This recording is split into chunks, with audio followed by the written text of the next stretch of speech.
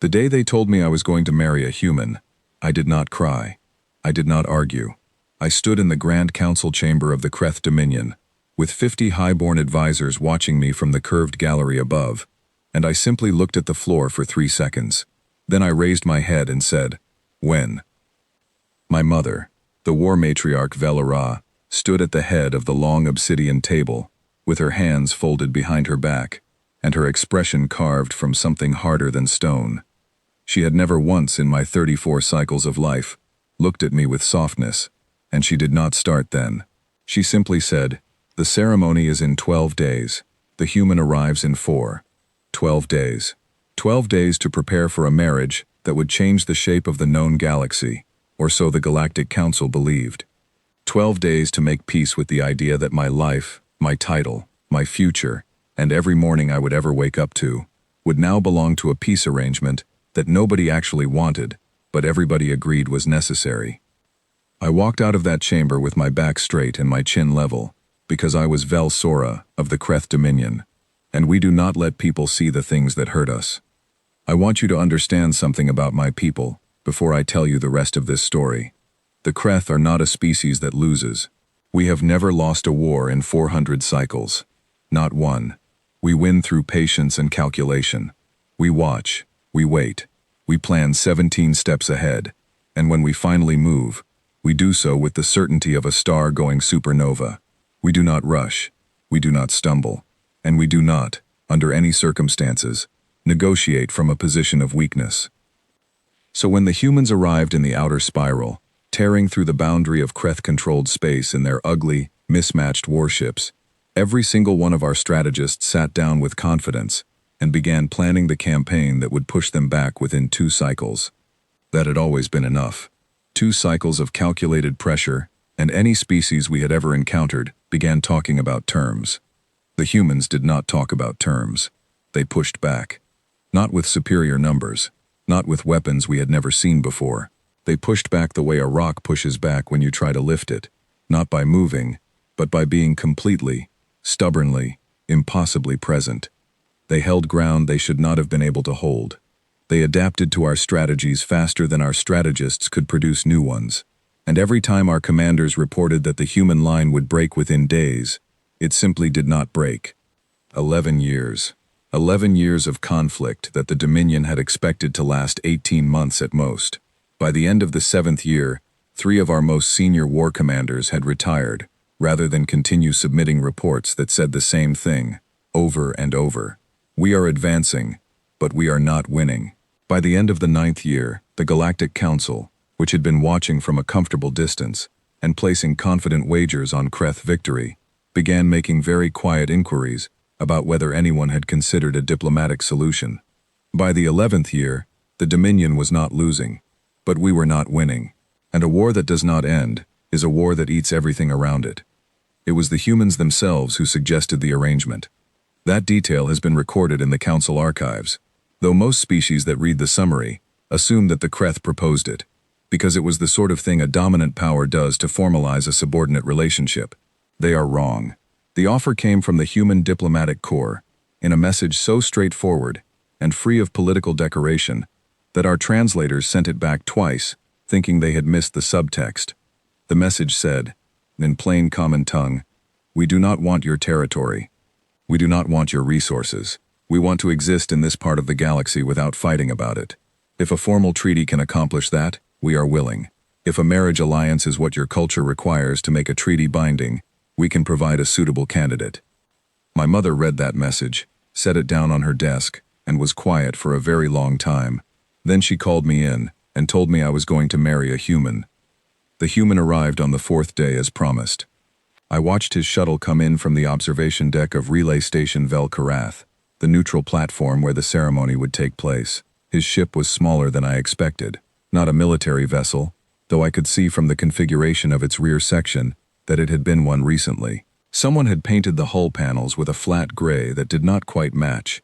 It looked like a ship that had been through a great deal and had been put back together with whatever was available. I remember thinking that this was an odd choice for a diplomatic mission. I would have sent something impressive. The humans had sent something that simply worked. His name, according to the briefing documents I had read 4 times by that point, was Colonel Dalen Marsh, 39 years old by human reckoning, which translated to approximately 46 in standard cycles. Former field commander in the Outer Spiral campaign, decorated 7 times, though the nature of several decorations was listed only as classified. He had been in the Human Diplomatic Corps for the last 3 years, following what the documents described as a voluntary transition from active command. There was a note in the margin of his psychological profile that read, "Exceptional situational composure, see attached case files." And when I tried to access the attached case files, I found they required a clearance level 2 steps above my own. I found that interesting. I did not find it reassuring. He came through the docking corridor with a single aide beside him, a young human woman named Clara Voss, who carried 2 data tablets and looked like she had not slept in 2 days. Dalen Marsh himself carried nothing. He walked at an even pace, not the hurried pace of someone who was nervous and trying to look busy, and not the deliberately slow pace of someone who was performing authority. He simply walked, the way a person walks when they are genuinely comfortable with where they are going. I met him in the corridor outside the formal greeting chamber, which was not the protocol, but I had decided to skip the protocol. If I was going to understand what I was dealing with, I wanted to see him before he had time to prepare a face for me. He stopped when he saw me. His aide stopped a half step behind him. For a moment, nobody spoke, and I used that moment to look at him the way I had been trained to look at potential opponents, taking in everything at once, building a picture from the small details before the large ones. He was tall for a human, which made him roughly eye level with me if I did not account for my natural stance. His hair was dark and going gray at the temples. His uniform was clean and pressed, and clearly well maintained, but it was not new, and the creases at the elbows told me he wore it regularly, rather than reserving it for formal occasions. His hands were at his sides, not clasped behind his back, not in his pockets, simply resting there, as though he had no particular opinion about what to do with them. His eyes were gray, not the gray of something worn down or washed out, but the gray of deep water, on an overcast day, a color that had depth in it and did not give anything away easily. He did not bow. He inclined his head, which I had read was the human equivalent in a professional context, and he said, "Your Highness, I appreciate you meeting me here, rather than inside. These corridor lights are better." I had not expected that. Not the words themselves, but the tone, conversational, as though we were 2 colleagues who had passed each other in a hallway, rather than 2 representatives of civilizations that had been trying to exhaust each other for over a decade. "The corridor lights are identical to the chamber lights," I said. "I know," he said, "but outside feels easier to talk in. The formal chambers are built to make both parties feel observed." I looked at him for a moment longer than I had intended to. "You have been in many formal chambers." "Too many," he said, and something in his expression shifted slightly. Not to something dramatic, just to something that acknowledged weight without collapsing under it. "I'd rather skip the performance if you're willing." I was not willing to tell him that I had come to the corridor for exactly the same reason. So I said, "Follow me," and I led him into the greeting chamber anyway, because some performances exist for the people watching them, and not the people performing them, and there were 47 staffers and observers on that station who needed to see the correct image begin to take shape. The ceremony was on the 8th day, not the 12th. My mother moved it up without explanation, which meant either something in the political situation had changed, or she did not trust me with 4 additional days of uncertainty. Knowing my mother, it was probably both.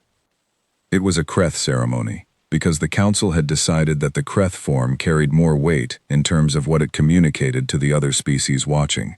I wore the formal veil of a Dominion High Daughter, a layered construction that caught light and turned it into something complicated. There were 68 witnesses in the chamber, representing 22 different species, and every single one of them was there to watch and report back to their respective governments what the marriage of a Kreth princess to a human soldier looked like up close. Dalen wore his uniform, the well-maintained, not new one.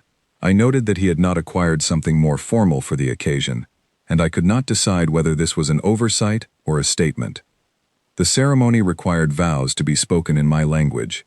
I had expected him to stumble through phonetically, the way most non-Kreth do when they attempt our dialect, carefully, joylessly, one sound at a time, watching my face for confirmation that they had not mangled it beyond recognition. He did not do this. He spoke the vows in Kreth tongue with confidence and without accent. Not perfectly. There was a slight softening in the third register that a native speaker would catch, but well enough that the Kreth advisors in the gallery reacted, almost in unison, with very small, very controlled expressions of surprise. He had been studying, not for weeks. For that kind of proficiency, it would have taken months. When the ceremony reached the point where I was required to speak vows in his language, I did so in the human common tongue without difficulty, because I had been studying his language for 2 years, out of the same strategic instinct that had led me to study everything about the species my people were at war with. He did not react to my fluency the way his aide did. Clara Voss looked briefly delighted before catching herself, but I saw, at the very edge of his expression, something that looked like a quiet approval he had not planned to show. Afterward, in the brief window between the ceremony and the formal reception that neither of us could avoid, I found him standing at the far end of the corridor, looking out through the station's wide observation panels at the star field beyond. I went to him because I had a question that had been sitting in my chest since the corridor conversation 4 days earlier, and I had decided during the ceremony that I was not going to carry it through the entire first phase of this arrangement without an answer. "Do you understand what you have married into?" I asked. My veil was still in place. My posture was exactly as it always was, spine level, shoulders back, giving nothing. He was quiet for a moment, looking at the stars. Then he said, "I understand what I've signed up for, Your Highness. The question is whether you do." I felt, just for a fraction of a second, something that might have been the beginning of anger. I was the daughter of a war matriarch. I was the heir to a dominion that had held its territory for 4 centuries. I had spent my entire life being prepared for exactly this kind of moment, and this human, who had arrived in a patched-up ship with a tired aide and a not-new uniform, was asking me whether I understood my own situation. Then I realized he was not asking it the way a person asks a question to diminish someone. He was asking it the way a person asks a question when they genuinely want to know the answer. "What do you mean?" I asked. He turned from the window and looked at me directly. "I mean that everyone outside this station thinks this marriage is a symbol, a display, something that represents the peace rather than actually building it, and symbols can be destroyed when they're politically inconvenient." He paused. "I'm not interested in being a symbol. I'm interested in the thing that's supposed to come after this." "The treaty," I said. "Not just the treaty," he said. "The actual quiet. The actual situation where nobody is spending resources and losing people, and waking up already exhausted before the day even begins." He looked at me steadily. "Is that what you want too? Or is this arrangement something you agreed to because refusing was not an available option?" The 68 witnesses were 2 corridors away. My mother's chief advisor was somewhere on this station, certainly watching through a feed I had not been able to locate. Every word in this corridor was likely being recorded, and I was standing across from a human who had just asked me the most honest question anyone had directed at me in years. I said, "I want the thing that comes after, yes." He nodded, as though this was a reasonable answer, and he had genuinely waited to hear it before deciding something. "Good," he said, "then we'll figure out the rest." He went back to looking at the stars, and I stood beside him for a moment longer than I needed to before I turned and walked toward the reception. On the way, I passed one of my senior intelligence officers, who handed me a slim data tablet with a tight expression that I recognized as the face she made when something surprised her in a way she did not like. "We pulled the public portions of his service record," she said quietly. "The classified sections have been redacted." "By the council?" I asked. She shook her head. "By the humans." I took the tablet and kept walking, and in the reception hall I smiled at 22 representatives of 22 species, and lifted a ceremonial cup and stood beside a human man I had married 4 hours ago. And underneath all of it, very quietly, I began to think about what kind of person gets their own military file redacted by their own government, and what that government is protecting, and whether I had just married a diplomatic offering or something else entirely. The reception lasted 3 hours. Dalen spoke to every delegate, not briefly, not in the clipped, surface-level way of someone managing a room. He spoke to each one, the way you speak to a person when you actually want to know what they think. He remembered names. He asked follow-up questions. He did not drink anything with his right hand, which I only noticed when I was watching him carefully enough to catch the pattern, and I could not work out whether it was habit or deliberate. When the last delegate had gone, and the chamber staff were beginning to clear the long tables, I sat down in one of the chairs near the far window, the same observation panel he had been standing at before, and I looked at the tablet my intelligence officer had given me. The redacted portions of his file were not blacked out in the usual way. They had been replaced with a single repeated notation. Material withheld per Shepard program classification. I had never heard of the Shepard program. I looked at the stars for a while. They were the same stars I had looked at my whole life, and they looked exactly the same as they always had, and somehow the room felt less familiar than it ever had before. Across the hall, Dalen was helping one of the younger station staffers carry a stack of chairs to the storage alcove. The staffer looked embarrassed that a senior diplomatic figure was helping him. Dalen said something that made the staffer laugh, and then they carried the chairs together, and that was the last thing I saw before I looked back at the tablet and read the words, Shepard Program, one more time. I closed the tablet. I stood up. I walked toward the private quarters of our assigned suite, which I had not yet entered, because I had not yet decided what I was going to do with the reality that someone was going to be sleeping in the same space as me for the foreseeable future. Behind me, I heard Dalen say goodnight to the staffer. I heard his footsteps in the corridor. I did not know yet what the Shepard program was. I did not know what kind of man I had just joined my life to. I did not know whether the next weeks would be as calm as they appeared tonight, or whether they would break open into something none of us had seen coming. But I knew one thing with complete certainty. Standing in that doorway, and the certainty was not comfortable. The humans had not sent me a symbol. They had sent me something considerably more complicated than that, and whatever came next, I was not going to be able to manage it the way I had managed everything else in my life, by planning far enough ahead that surprises became impossible. Something about this man made surprises feel inevitable, and I was not at all sure that was a problem. The first threat came 14 days after the ceremony. I found it before anyone else did, which was expected, because finding threats before anyone else is something I was trained for, the way other children are trained to walk. It was in a diplomatic gift. A carved mineral piece from the Uran Collective, delivered as a ceremonial congratulation, because the Uran understood the political weight of what the marriage represented, and were performing acceptance, even though every intelligence report I had suggested they despised the idea. The mineral was beautiful. It was also hollow, and the interior had been treated with a compound that would have begun affecting any Kreth biological system within 4 hours of sustained proximity. Not fast, not obvious, designed to look like a slow illness rather than something deliberate. I had it removed, analyzed, and quietly destroyed before breakfast. I did not report it publicly, because publicizing an assassination attempt in the first 2 weeks of a peace treaty is exactly the kind of thing that unravels peace treaties. I noted it in my private log and I kept watching. The second attempt came on the 21st day. This one was aimed directly at Dalen, which told me something important. Whoever was working against the arrangement had decided that the human was the weaker target. A staged provocation in the station's public commons, designed to escalate into an honor dispute under Kreth law, the kind of situation where a Dominion guard would be legally obligated to respond with force, and where a foreign civilian, with no formal combat standing, would have no protection. The instigator was a junior diplomat from one of the Dominion's own secondary houses. He had been instructed well. He set it up precisely. Dalen handled it before I could intervene. Not by fighting. Not by retreating. He looked at the junior diplomat for about 3 seconds, and then he said something very quiet that I was not close enough to hear. The diplomat's expression shifted, first confusion, then discomfort, then a strange, flat look that I associated with someone who has been shown something they did not want to know about themselves. The diplomat stepped back. He made a formal gesture of withdrawal, which is used in Kreth tradition when a party voluntarily concedes a dispute, and then he walked away. It was over in 90 seconds.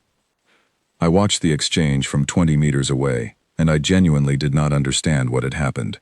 I reviewed the security recording 3 times that evening, and the audio was poor enough that I could only reconstruct fragments of what Dalen had said.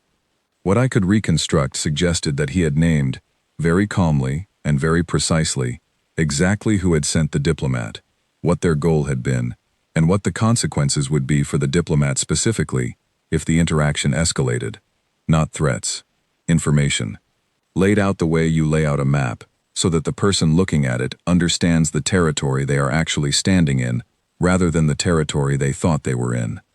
I closed the recording and sat with the information for a while. On the 35th day, an assassin got into our quarters. This one was professional. I have no kinder word for it. She had bypassed 3 separate detection systems using methods I had not seen before, which meant she had access to someone with significant technical knowledge of Kreth's security infrastructure. She was a urine blade specialist, which I recognized from her physical profile. A specialist trained specifically in eliminating targets at close range in confined spaces. She was very good. I know, because the moment I registered a presence in the room, I was already moving, and she was still faster. She was not faster than both of us. Dalen was between her and me before I had fully processed what was happening. Not because he was protecting me in some dramatic sense. He did not know at that moment whether I needed protection or whether I was perfectly capable of handling it myself, but because he had simply moved toward the threat rather than away from it. He was not armed. He had no weapon in his hand and no armor, and nothing between him and a Weirin blade specialist, except the distance he was closing at a steady walk. The assassin hesitated. It was a fraction of a second, less than that, but it was real, and it was enough, because I had already completed my own movement, and the situation was resolved before anyone needed to escalate further. The specialist was contained. She was not hurt. She was contained, which I chose deliberately, because a dead assassin is a message ended, and a live one is a message that can be read. Later that night, after the station security team had taken custody, and the official reports had been filed, and the corridor outside our quarters had been cleared, I sat on the low bench near the observation panel and tried to work out the math of what I had seen. "How did you know?" I asked. Dalen was sitting on the other side of the room, looking completely, unreasonably calm. He looked the way people look after something frightening when they have processed the fear already and come out the other side. "I heard the ventilation grate settle," he said. "It's a different sound when weight has recently moved across it." I looked at him. "You listen to ventilation grates. You listen to everything when you have spent enough nights in situations where the difference between noticing something and not noticing it is the difference between being alive the next morning and not." He paused. "You do too. You just do it differently." He was right, and I did not like that he had identified it so quickly. "The diplomat in the Commons," I said. 21st day. What did you say to him?" He thought about it for a moment. I told him his commanding officer was Vel Shen of the Third House, that she had given him the instruction during the previous evening's meal period, and that if he escalated the encounter, the record of that instruction would be in the council's hands before the end of the day. He looked at me steadily. "I had already sent it. I told him that too." I was quiet for a long moment. "You had evidence before the incident occurred." "I had been watching the Third House's communications patterns for 2 weeks, he said, without any particular pride in his voice.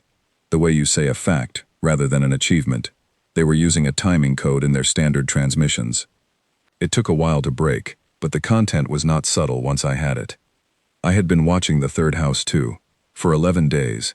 I had not broken the code yet. I did not tell him that. What I did, instead, was pull up the personnel file I had been building since the ceremony, and add a new notation. The file was extensive by that point, 38 days of careful observation recorded in language that was precise and professional, and contained absolutely no acknowledgement of the fact that I was fascinated by this man, in a way I had not been prepared for, and did not fully have words for yet. He was not what I had built in my mind during the years of the conflict. The humans I had studied in intelligence reports were described in terms of their capacity for endurance, their unpredictability, their stubborn refusal to accept a losing position as lost. These were accurate descriptors. They were also incomplete in a way that no report I had ever read had managed to capture. What no report mentioned was that Dalen Marsh was the most attentive person I had ever been in a room with. He was always watching, always listening, always cataloging, and he did it without the visible intensity that usually accompanies that kind of alertness. He seemed, to a casual observer, to be simply present, relaxed, unhurried, mildly interested in whatever was in front of him. He was not relaxed. He was the opposite of relaxed. He was completely, permanently engaged with everything around him, and he had simply learned to wear engagement in a way that looked like ease. It was the most effective camouflage I had ever seen on a person who was not trying to be dangerous. By the 40th day, we had established a pattern, not by agreement. It emerged the way patterns do between people who are in the same space long enough to naturally arrange themselves. I worked in the early hours, because Kreth systems run high in the quiet periods before artificial dawn cycles on. He worked in the late periods, after the station's busiest hours wound down. We overlapped in the middle section of the day, which meant there was approximately 2 hours each cycle, where we were both in the shared common space of our quarters, doing our respective work, occasionally in conversation, and occasionally not. I began to understand that his silences were as readable as his words, once I stopped approaching them as absences of information, and started reading them as information in themselves. A quiet Dalen who was looking at something on his data screen was thinking through a problem. A quiet Dalen who had set the screen down and was looking at a middle distance was processing something that had bothered him. A quiet Dalen who was looking directly at me without speaking was waiting to see if I would start something, because he had something to say and had decided not to say it first. On the 43rd day, I was reviewing an intercepted transmission, and I felt, in a very small and very controlled way, that something was wrong with it before I had processed why. I set it aside. 2 hours later I came back to it and worked out that the irregularity was in the data packet timing, rather than the content, the kind of thing that could be missed easily, and was designed to be missed. I mentioned it to Dalen without planning to. He was across the room, writing a report. He looked up, and I told him what I had found, and he was quiet for exactly the right amount of time. Not so short that he had not actually thought about it. Not so long that he was performing consideration. And then he said, "Pull the packet log from the 6 days before this transmission. If the timing irregularity is consistent, it's a timing channel, not a transmission error." I pulled it. The irregularity was consistent. It was a timing channel, used to pass a second layer of information nested inside the primary transmission. The source was the Uran diplomatic mission on the station's upper level. "You knew what to look for," I said. "I knew the technique," he said. "Your people developed it, actually. About 60 cycles ago, according to the records. The Uran repurposed it." I stared at him. "You have been reading Kreth intelligence history." He went back to his report. "You've been reading mine," he said, without looking up. I had no response to that. On the 51st day, I received a transmission from my mother. These were scheduled communications, formal and brief, covering political updates and Dominion affairs in the clipped, information-dense style that was simply how she communicated. She asked about the status of the treaty framework. She asked about the station's security assessment.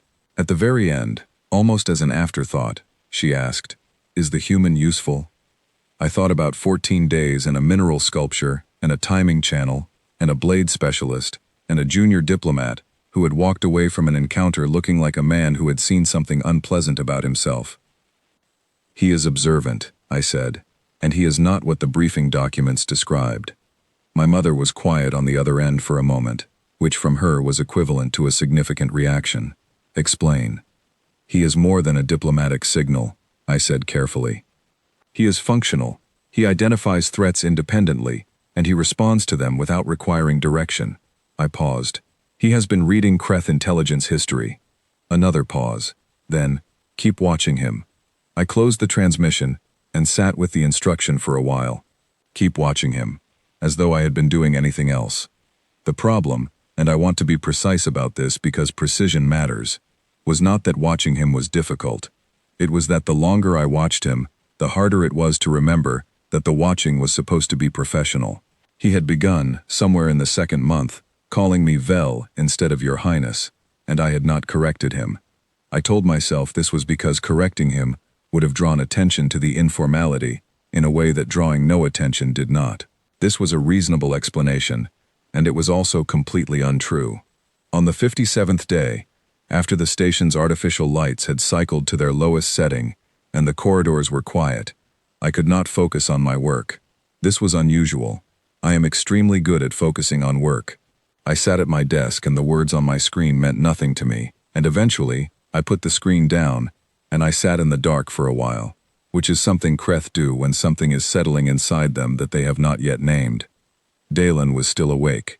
I could hear him moving quietly in the other room, which was his habit in the late hours.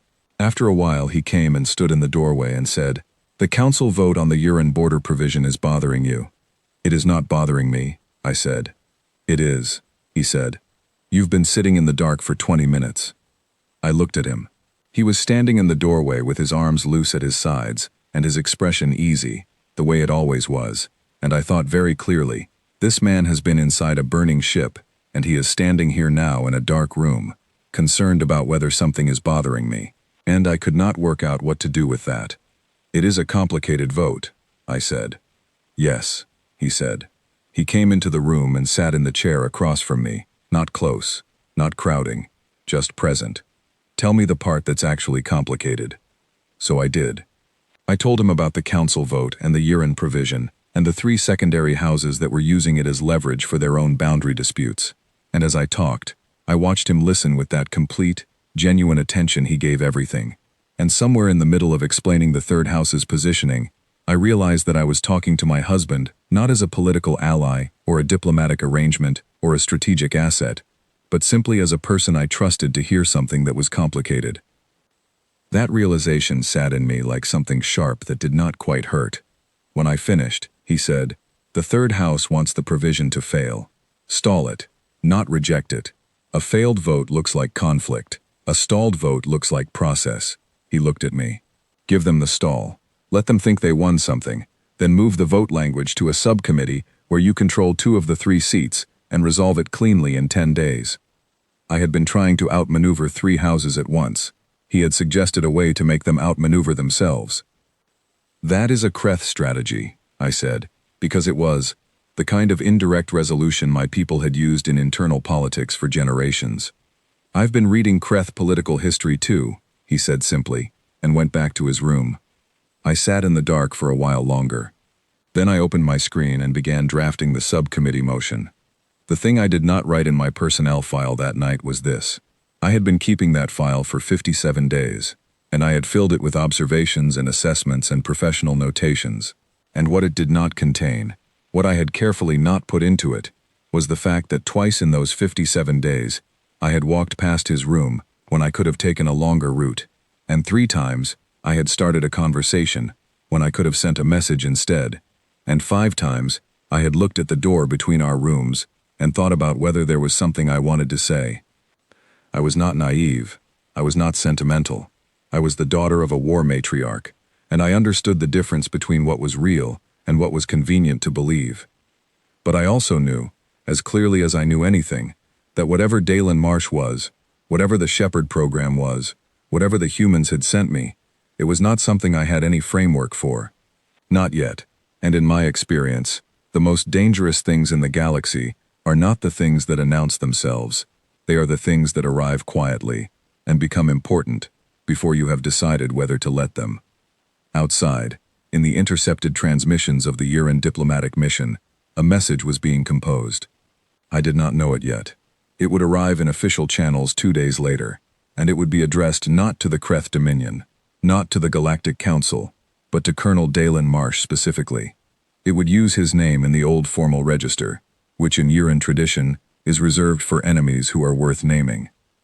And it would call him, without explanation, the leashed human. The message arrived on a Tuesday by human reckoning, which Dalen had explained to me once was just a name humans gave to a point in their weekly cycle, carrying no particular meaning, except the one habit had given it. By station time it was the early period, and I had been awake for 3 hours already, working through the latest council position documents, and trying to map the 7 different directions the Uran border provision could be pushed before the subcommittee met. My aide brought the message on a formal grade data plate. The formal grade was significant. It meant it had arrived through official diplomatic channels rather than general communication, which meant whoever sent it wanted it on record that they had sent it. I read it twice before I looked up. It was addressed to Dalen by name, in the old Uran formal register, and in 4 sentences of perfectly precise common tongue, it informed him that the Uran Collective, through its senior military body, the Kelvor Council, was issuing a formal challenge of honor called the Kelvrath. The challenge was directed at him personally. As the symbolic representative of the Human-Kreth Treaty Arrangement, his failure to respond within 20 days would be recorded as a formal refusal, which under Iran tradition constituted a declaration of unworthiness, meaning the treaty he represented would be considered unworthy of serious Iran consideration, and the Kelvor Council would withdraw from any further negotiation on the border provision. I set the plate down. I picked it up again and read it a third time. Then I went to find Dalen. He was in the corridor that ran along the station's outer ring, the one with the full-length observation panels that showed the star field without filtering. He walked this corridor in the mornings. I had noticed this early on without deciding to notice it. He simply showed up in the record of my mental map of where people were, because I tracked everyone on the station as a matter of training. He was moving at a steady pace, not quickly, hands in his pockets, looking at the stars through the panels as he passed each one. I caught up to him and handed him the plate without preamble. He took it, read it once, and kept walking. After 30 seconds, he said, "I was expecting this." "You were expecting a formal Kelvrath challenge." "I was expecting something like it," he said. "The Uran needed a way to destabilize the treaty that didn't look like an attack. An honor challenge is legal, traditional, and if I refuse, it gives them the narrative they want, without requiring them to do anything aggressive." He handed the plate back. "If I accept, they put me in a combat arena against a war champion, and the outcome tells the same story from a different direction. Then you will refuse," I said. "No," he said. I had been prepared for this answer, and it still landed wrong. "Walk through your reasoning," I said, because I was not going to say stop, do not do this, which was what I actually wanted to say, until I understood what I was dealing with. He kept walking. "If I refuse, the treaty loses face.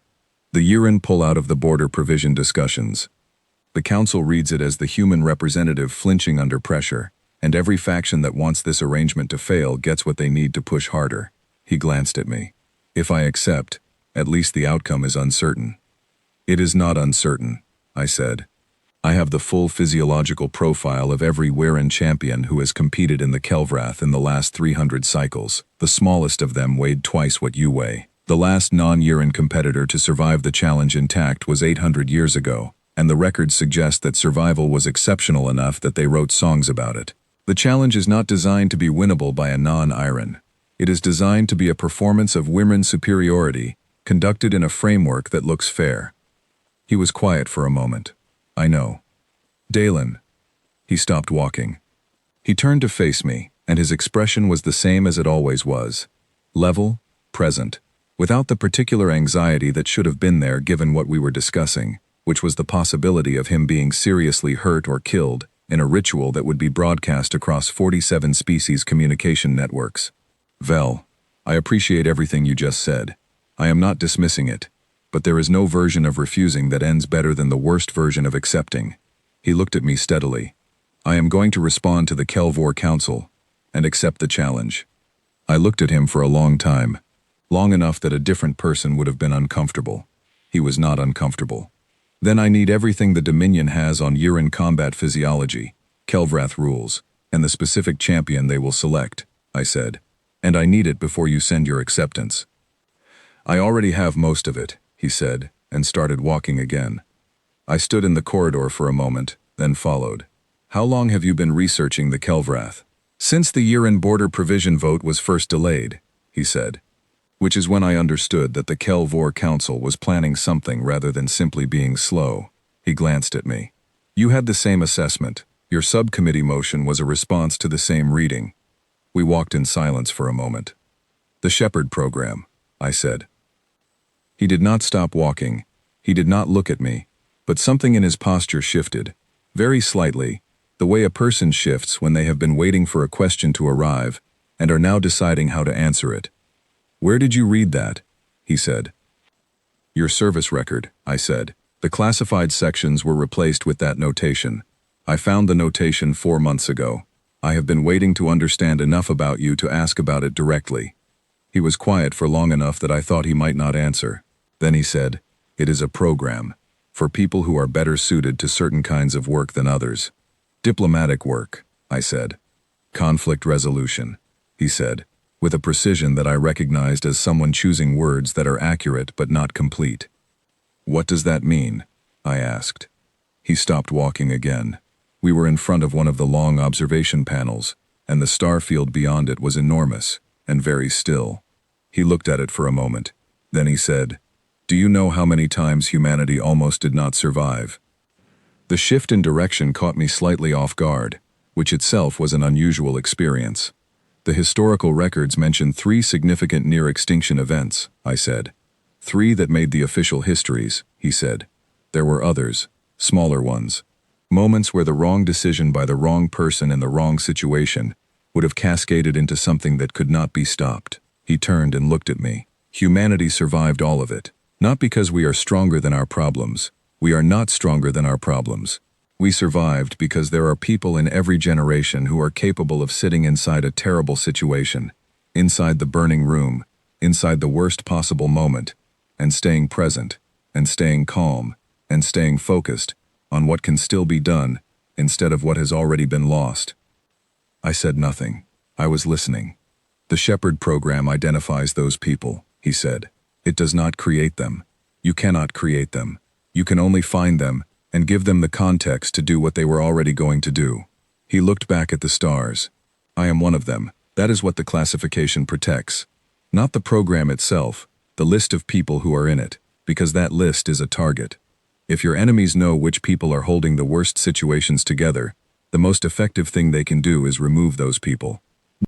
I stood beside him and looked at the stars and thought about an assassin hesitating for a fraction of a second in front of a man who had simply walked toward her without flinching. "The blade specialist," I said.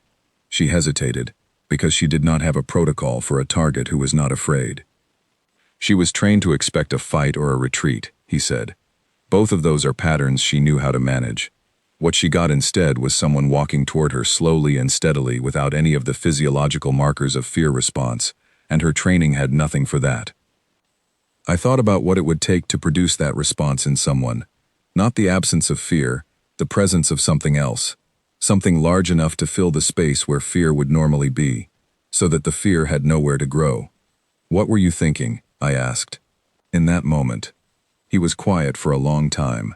Long enough that I thought he was going to redirect the question or let it go unanswered. Then he said, "I was thinking that she looked tired, and that whoever had sent her had not given her enough information about what she was walking into." He paused. "I was thinking she deserved better than the assignment she had been given." I stared at him. "She was trying to harm you." "I know," he said.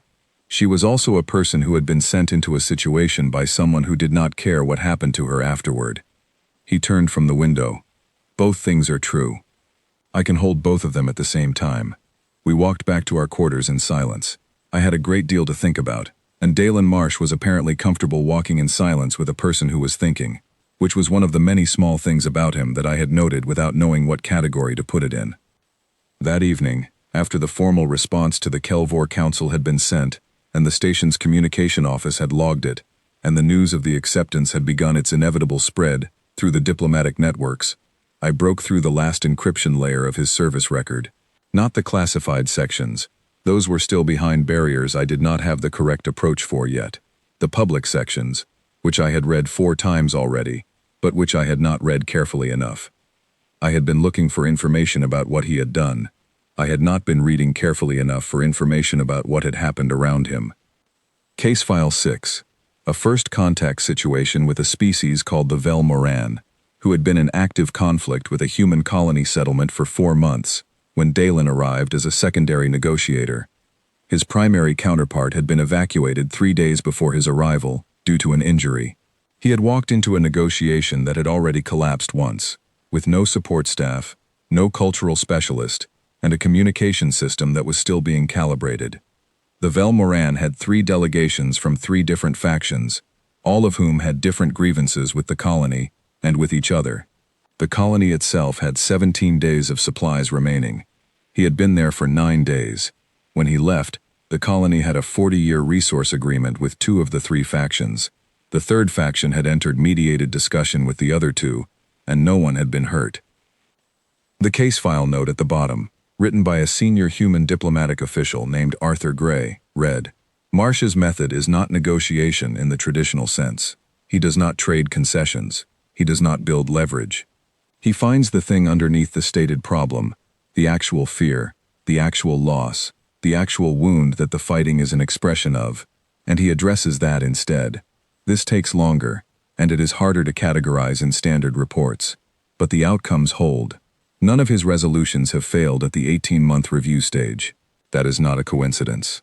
I closed the file. I opened my personnel record on him, the careful, professional one, and I stared at it for a long time. Then I closed that too. I went to his side of our shared quarters, which I had been in twice before, both times for operational reasons. I knocked. This was not something that Kreth do. We do not knock on doors in our own homes, but Dalen had mentioned early on that humans generally knock before entering a shared space, and I had adopted the practice without acknowledging that I had. He opened the door. He was holding a data reader, and he looked slightly surprised, which was one of the few expressions I had seen on him that he had not fully controlled. Vel, you said something to me. On the night of the ceremony, I said. You asked whether I understood what I had signed up for. I remember, he said. I did not answer you honestly, I said. I told you I wanted the thing that comes after. That was true, but it was not the whole truth. I looked at him directly. I told you that because I needed to know whether you were someone who asked that question as a performance or as a genuine inquiry, and because the answer revealed more about the kind of person you were than anything in your file. He was very still, listening, the way he always listened. You were not performing, I said. You were asking because it mattered to you whether I was willing. Not for the treaty, for the arrangement itself. I paused. I want you to know that I understand that now, and that the answer is still yes. He was quiet for a moment. Then he said, Thank you for telling me. It was not dramatic. It was not a speech. It was the response of a person who understood exactly what had just been offered, and received it without making it smaller or larger than it was. I went back to my work. He went back to his. And in the space between us, something that had been building for months settled into a shape I did not have a name for yet. 2 days later, the Kelvor Council confirmed the champion. His name was Draketh, and the title attached to his name in the official correspondence was Draketh the Unyielding. Every species in the outer spiral that had ever encountered the Kelvrath knew that name. He had competed 11 times. He had never been defeated. The longest any challenger had lasted against him was 6 minutes and 40 seconds, which was long enough that it, too, was recorded somewhere. My intelligence office sent me the full physiological profile within hours of the confirmation. Mass, approximately 2.5 times Dalen's. Natural exoskeletal plating rated at a hardness equivalent to reinforced structural material. Combat spurs on both upper limbs, coated in a neurotoxin that induced temporary paralysis in most carbon-based species. Reaction speed in controlled trials, between 40 and 60% faster than human average. I read the profile 3 times, and then I went to find Dalen again. He was in his room, reading something, and when I came in without knocking, I had forgotten to knock. He looked up and saw my expression and set the reader down. The profile, he said. Yes, I said. I have it too, he said. Then you understand. Vel. His voice was quiet and completely level. Sit down. I sat. Not because he told me to, but because my legs had apparently decided independently that sitting was correct. He looked at me across the small table between us. I need you to trust me with something, he said. Not trust me the way you trust a strategy or a calculation. Trust me the way you trust a person, which is different and harder, and the only kind of trust that is actually useful here. I looked at him. I am listening. I am going into that arena, he said. I am not going in to fight Draketh. I have read everything there is to read about the Uran Collective, not the intelligence reports, the oral history, the migration records, the songs they sing at the turning of their cycles, the names they give to the stars that their ancestors used to navigate by before the Dominion's expansion changed those routes. He paused. I know why Draketh fights. I know why the Kelvor Council issued this challenge, and it is not what the briefing documents say it is. I waited.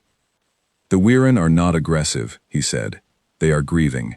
There is a difference, and nobody in the last 200 cycles has stopped long enough to notice it.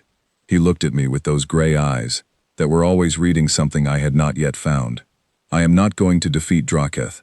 I am going to give him something nobody has given the Yurin in 200 years. He paused. I am going to listen to them. Outside the window, the galaxy was enormous, and very old, and full of things that had been moving in their directions for so long that most of them had forgotten why they started. I sat across from a human man who was proposing to walk into an arena with no weapon and no armor and listen his way through it, and the thing I felt, sitting there, was not fear for him. It was something I had no word for, something that pressed against the inside of my chest with a steady, patient weight, the way the stars press their light through the distance between them, not fast, not dramatic, but always arriving. I said, "Tell me what you know about the Yurin." And he did. He talked for a long time, and I listened, and the night cycled over us while he laid out 200 years of grief that the galaxy had been calling aggression, and by the time he was finished, I understood something I had not understood that morning. The Shepherd program was not a classification. It was not a method. It was a name for the practice of staying present in the worst possible moment, and finding the thing that was real inside the thing that looked like an ending. The arena was 17 days away.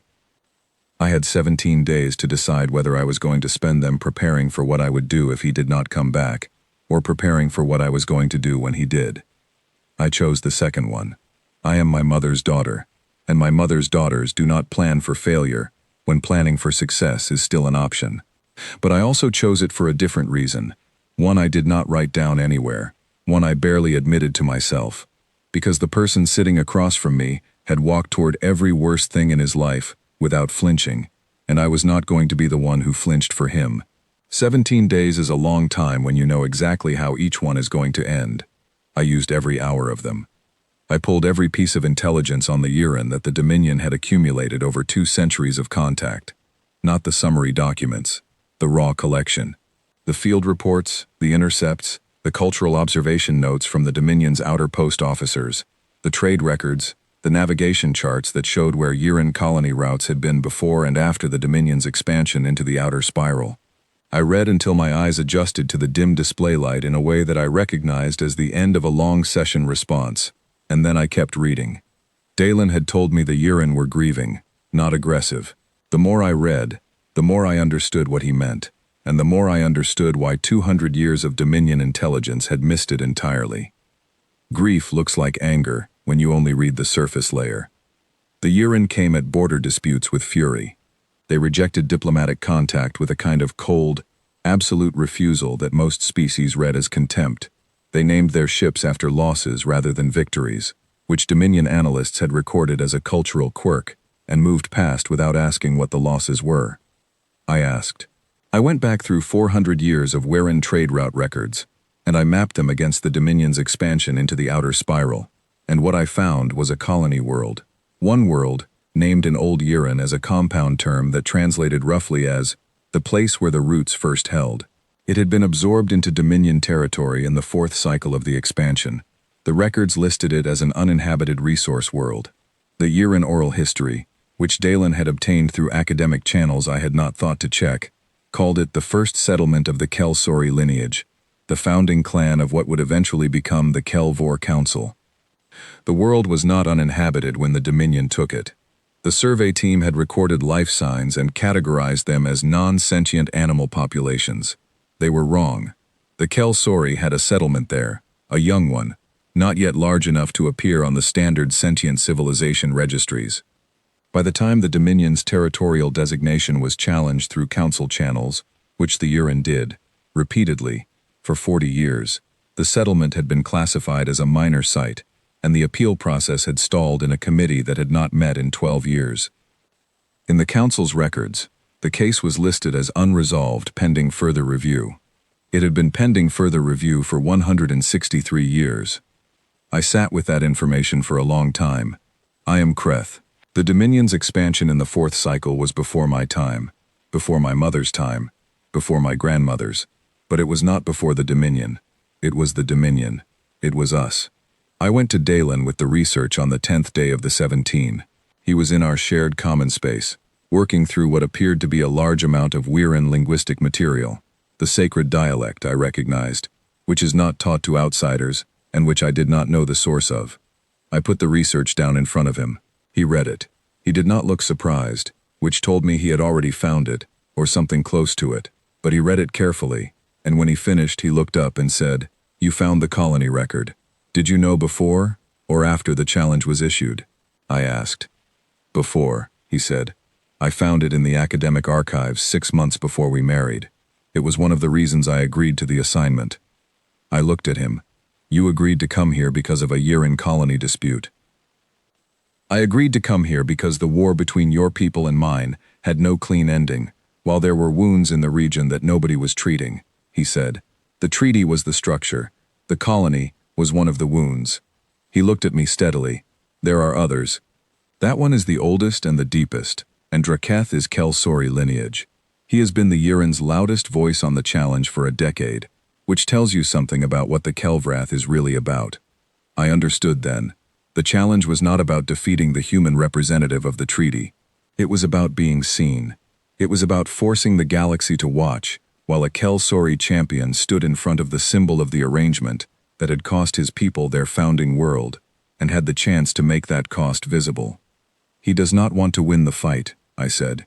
"He wants someone to acknowledge what was taken." "Yes," Dalen said. "Then why not address it before the Kelvrath? If you know what the Yurin want, bring it to the Council." He was quiet for a moment. "Because the Council will not move on a 2-century-old territorial dispute without a reason that makes movement politically necessary. Bureaucracies require pressure to change direction." He met my eyes. "The arena will provide the pressure. 3 billion viewers will watch a Kel-Sori champion enter that space with the weight of his people's grief behind him, and if I handle what happens next correctly, those 3 billion viewers will understand what they are watching." I sat across from him, and I felt something that I can only describe as the specific, uncomfortable sensation of having your understanding of a situation reorganized from the ground up. I had thought the Kelvrath was the problem. It was not the problem. It was the opportunity. And Dalen had understood it as an opportunity from the moment the challenge arrived, and had accepted it for that reason, not because he was willing to risk himself, but because he had calculated, in his particular, human, gravity-patient way, that this was the fulcrum point that moved the larger thing. "You are going to walk into that arena, and you are not going to fight," I said. "No," he said. "And you are not going to retreat." "No," he said. "What are you going to do?" "I am going to give Draketh the unyielding, the one thing no one has ever offered him in that arena," he said. "My full, honest attention." The orbital platform chosen for the Kelvrath was above the Veth system, which was technically neutral space, not Kreth territory, not Yurin, not any other collective affiliation. It was large enough to hold the combat area and the observation galleries, and the Yurin had insisted on it because the orbital position meant that the star their ancestors had named as the first navigation point of the Kel-Sori migration route would be visible through the main gallery panel throughout the event. I noticed that detail in the venue specifications, and I thought about a man who had spent months reading Yurin oral history, and I wondered if he had noticed it too. I did not have to wonder for long. When I mentioned it to him during the transit, he nodded slowly and said, "They will be watching the star as well as the arena. If things go the way I hope, that will matter." I did not ask him to explain. I was learning, slowly and against the grain of my training, that some of his steps only made sense when I could see them whole, and pulling at individual pieces before they were in place helped no one. The platform was crowded in a way that I had not anticipated. The Kelvrath was a Yurin tradition, and I had expected the Yurin presence to be dominant. Instead, representatives of 11 different species had requested observer status, and the Galactic Council had sent a formal delegation of 3 senior mediators who were in the gallery when we arrived, looking carefully at everything and writing nothing down, which is exactly what senior mediators do when they are writing everything down in their heads. The broadcast had begun 6 hours before the combat was scheduled. The Yurin production crew had set up feeds across every major communication network that covered the outer spiral. I had checked the viewership estimates that morning. 3.2 billion registered viewers, and that number was still climbing.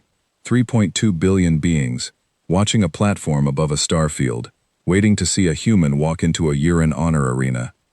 Dalen changed into his uniform, the same one, the well-maintained not new one, and he did not take any weapon, which I had already known but which still felt, standing in the preparation room watching him, like a specific kind of courage that I did not have adequate language for. I had offered him a Kreth honor blade. It was ceremonial, but it was also functional, and its presence would have conveyed to the watching audience that the human representative of the treaty was not entering the space as a helpless target. He had declined the blade. He thanked me for the offer, and he declined it. "A weapon changes what I am walking in there to do," he said. "I need Draketh to see exactly what I am.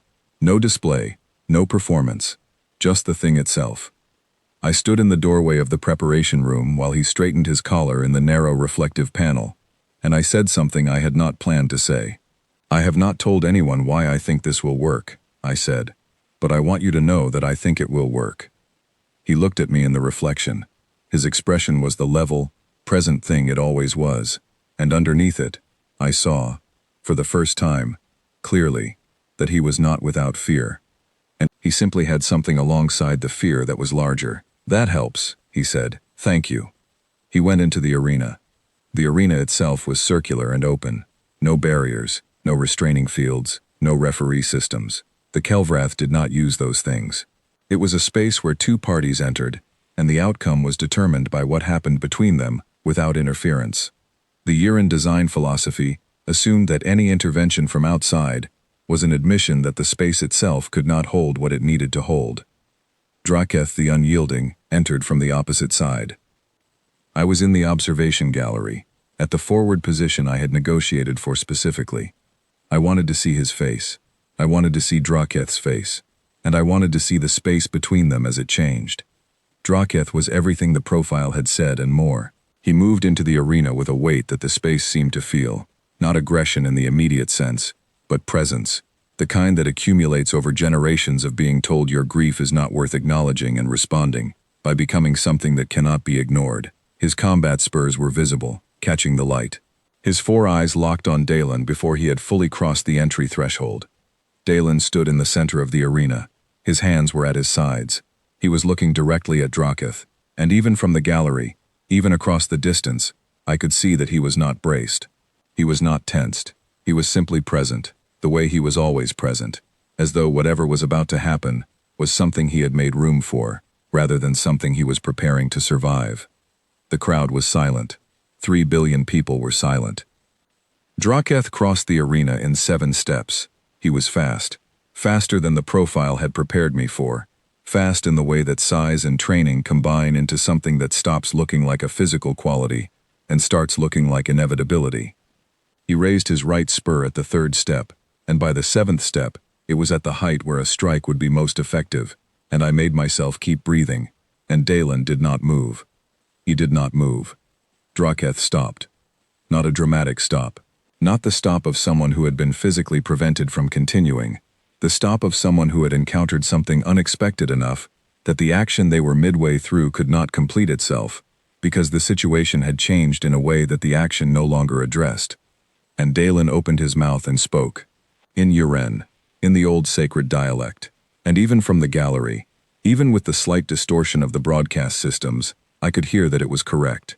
Not phonetically reproduced, not managed, but the actual language, spoken with the understanding of someone who had learned it not as code to crack, but as something worth knowing. He said, "I know the name of your world." The arena was so quiet that I could hear the ventilation systems of the platform. I could hear the breath of the person beside me. Draketh had not moved. His spur was still raised. His 4 eyes were fixed on the human in front of him, and the expression in them was something I had not expected to see on a Yuran champion's face in this context. It was the expression of a person who has been waiting for something for a very long time, and does not yet trust that it has arrived. Dalen kept speaking. He said the name of the colony world in Old Yuran, the name from before the Dominion's records, the name that the Kel-Sori had given it in the generation that first settled it. He said it correctly. He said it with the tonal marking that in Yuran tradition indicates that the speaker understands the weight of what they are saying. And then he said, "I know what was taken from your people. I know how long you have been asking for it to be acknowledged. And I know that no one in 200 years has stood here and told you that they know." The spur came down. slowly, not all at once. The way something comes down when the decision is being made in the moment of the movement, rather than before it. Draketh spoke, one word, in the sacred dialect, not translated by any of the broadcast systems because the sacred dialect did not have a translation matrix in the common databases. But I had studied it. I had spent the last 12 days studying it specifically. The word was witnessed. The gallery erupted. Not with cheering, with something that was not a sound so much as a pressure, the way a very large number of beings respond simultaneously when they are watching something that is larger than they were prepared for. 11 species in those galleries, with different physiological responses to what they were feeling, all of them expressing it at once. Dalen bowed. A full human bow, low and complete, the one that carries the meaning of acknowledgement without conditions. In front of a Weirin champion who had been within a step of ending him, he bent forward and made himself entirely without defense. And the bow was not weakness, and everyone in those galleries understood simultaneously that it was not weakness. It was the specific courage of someone who had decided, a long time ago, that what other people needed was worth more than what he needed to protect. I held the railing of the observation gallery, and I breathed through it, and I did not look away. Draketh looked at the star, the Kelsori navigation star, visible through the main panel. He looked at it for a long moment, and then he turned back to the gallery, not to the human, but to the gallery, and he said something in common tongue, for the first time in the exchange. He said, "This one speaks true." In 47 species communication networks, in 3.2 billion living rooms and shared spaces and observation posts, those 4 words landed in a silence that stretched for about 3 seconds before everything began to change. I let go of the railing. I had not realized how hard I had been holding it. In the preparation room afterward, before the formal statements and the diplomatic management and the cascade of political consequences that were already beginning to move through the networks, I found Dalen sitting on the preparation bench, looking at the floor. He was not hurt. He was simply quiet in a different way than his usual quiet, the kind of quiet that follows something that took a great deal after the taking is done. I sat beside him. I did not say anything for a while. He did not say anything for a while. The galaxy outside was making a very large noise in every channel simultaneously, and in the preparation room it was very still. Then he said, "The star. Did you notice the star?" "Yes," I said. "I noticed it in the venue specifications. They put the platform there on purpose," he said. "The Kelvor Council. They chose this position so that the star would be visible. They were not just challenging me." He paused. They were hoping. They were hoping that someone would understand why the star mattered. I thought about that for a long time. "Did you know they were hoping?" I asked. "I thought it was possible," he said. "I could not be certain until I walked in there." He looked up at the ceiling for a moment, then back at the floor. "Certainty is not always available. You have to move with the information you have, and accept that sometimes the move is what creates the information." I looked at him sitting on that bench, quiet and tired, and entirely, stubbornly intact, and I thought about everything the Shepherd program file had said, and everything that no file could have said, and I thought about the Kelsori colony, and 200 years of grief, and a champion who had lowered his arm, because someone had finally used the right word, and I thought about a man who had spent months learning a sacred dialect, not because he needed to, but because he had decided it was worth knowing. I put my hand over his.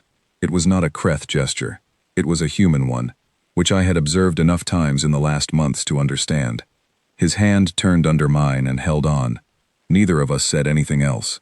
The galaxy continued to make its very large noise, and 3.2 billion viewers were already talking about what they had just seen, and the political shape of the outer spiral was already beginning, slowly and irreversibly, to change. The galaxy had opinions.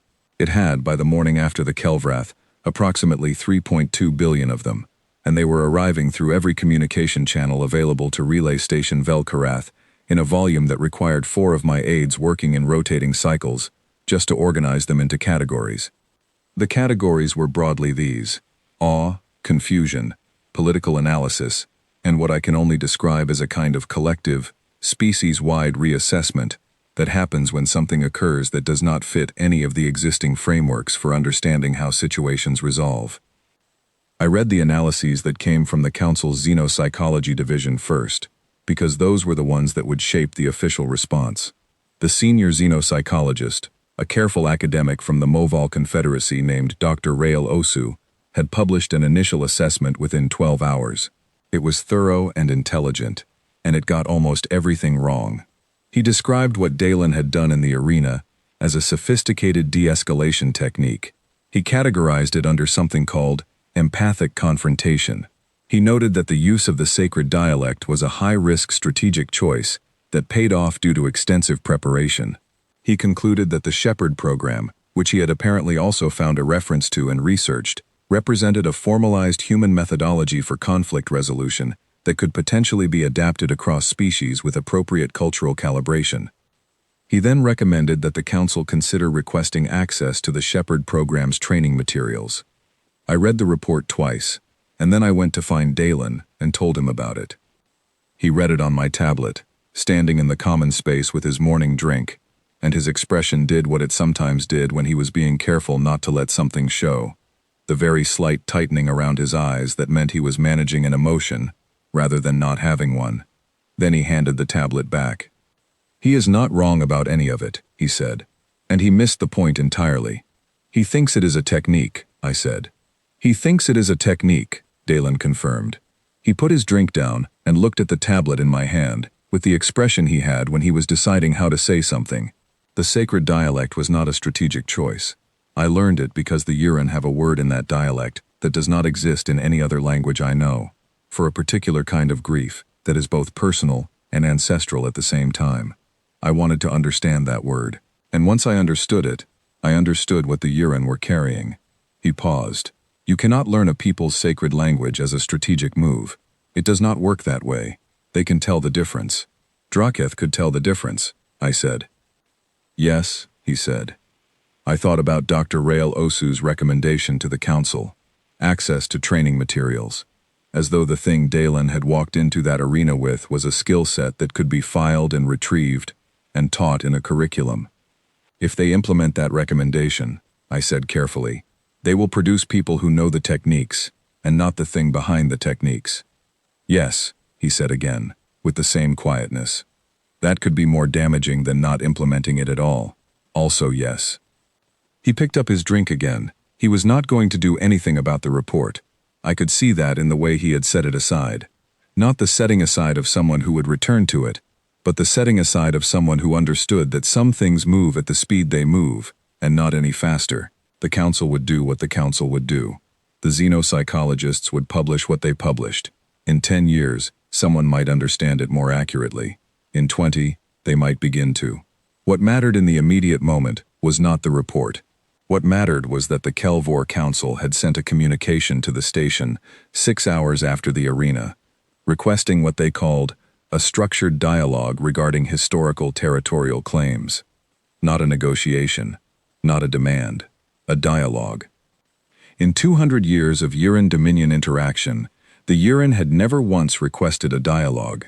They had issued ultimatums, challenges, formal grievances, and one 8-month silence that had been more alarming than any communication. They had never asked to talk. My mother called that afternoon. The call was supposed to be a scheduled update. Within 40 seconds it became something different. "The council session ran for 5 hours, she said. "The Yurin request has been formally acknowledged. There is pressure from 6 member species to begin the territorial review." She was quiet for a moment, which for her was seismic. "The humans are being given credit for the shift. The humans are responsible for the shift," I said. Another pause. "Your husband?" "Yes. The file we had on him was incomplete," she said. "Significantly," I said. "What is he?" I thought about how to answer that honestly and accurately. I thought about the preparation room, and his hand, and the quiet afterward. I thought about Dr. Rael Osu's missing the point report, and Draketh's one word in a sacred language, and a colony named in a dialect that only the people who had built it used. He is someone who decided, a long time ago, that understanding people was worth more than defeating them, I said. I do not think the Dominion has a word for that. My mother was quiet for the longest pause I had ever recorded in a conversation with her. Then she said, "Keep the dialogue moving forward, and Velsora. It was the first time she had used my full name since the ceremony, not my title, my name. Yes, I said. Your instincts were correct, she said, about the arrangement. She ended the call. I sat for a while with my mother's voice still in my head saying my name. Then I got up and went back to work, because there was a great deal to do, and the dialogue was not going to organize itself. The days that followed were some of the most demanding I had experienced in my career, and I had spent 3 years managing border dispute mediation in the most contested region of the outer spiral, so that description carries weight. The year-end dialogue moved faster than anyone expected. Draketh himself participated, which was unprecedented. War champions do not traditionally take part in diplomatic processes, but the Kelvor Council had apparently decided that the old frameworks were less binding than they had been before the arena. Dalen was present for every session.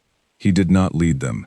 He sat at the table and listened with his full attention, and occasionally said one thing at the exact moment when the one thing was needed. I watched him do it enough times to understand the pattern. He waited for the point where the dialogue was circling the same point for the third time, which was when the real issue was usually waiting to be named, and then he named it. Not with drama, not as an intervention, just as an accurate observation, offered quietly, the way you place a key in a lock. On the fourth day of the dialogue, Draketh said something that stopped the room. He said, in common tongue, which he had been speaking with visible reluctance throughout the sessions, the human does not negotiate, he translates. Everyone at the table looked at Dalen. Dalen looked at Draketh. I translate what people are actually saying, he agreed, when what they are actually saying is different from the words they are using. Draketh was quiet for a moment. Then he said, that is a more difficult skill than negotiating. It is, Dalen said simply.